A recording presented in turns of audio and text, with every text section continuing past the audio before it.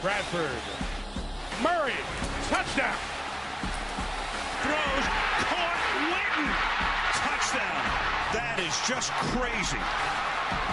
Man, we didn't have to wait very long for this one. Philadelphia and Dallas in Week 2. MJD, we saw two really surprising Jekyll and Hyde games from these teams last year. Philly obviously destroyed Dallas the first time they met. Dallas beat Philly for a game that ultimately helped send them to the playoffs as well. Right.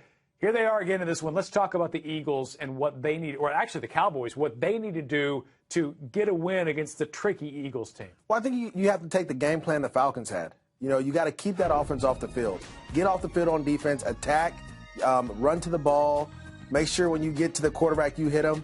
When the ball's in the air, you got to go make those opportunities. On the flip side, I think Philly's going to go back as an offense and try to get their tempo going because that's when they're best. And so you have to be able to try to, I guess, get sacks, get off on third down, get picks, whatever you can do to just disrupt them as much as possible. It was weird last year just how very different those two games were between teams. It was only a few weeks that separated those games as well. All right, switching to the Eagles now specifically, what do they have to do to get a win? Well, since Dez is out, you know they're going to run the ball. You have to get to Tony Romo. You have to get to Tony Romo. When those opportunities present themselves of him wanting to run or them wanting to throw the ball, play action pass, your pass rush has to get there.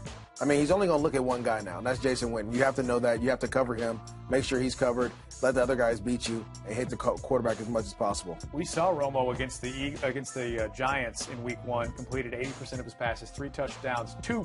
He's getting credit for 2 picks, which were balls that touched receivers, so I don't know if you want to give him credit there, but it was because the Giants barely touched him. He faced hardly any pressure at all. Well, exactly. I mean, anytime a quarterback's comfortable in the pocket, it's not a good thing for your team. Mm-hmm. Romo tends to be a little erratic when guys are running around and when he's running around like a chicken with his head But when he has all day, he's as good as they come. Yeah, he's one of the best. So you got to make sure when you get to him, guys are slapping at his legs, pushing him after plays, just letting him know that you're around so that he had that in the back of his mind. All right, real quick, who wins this game?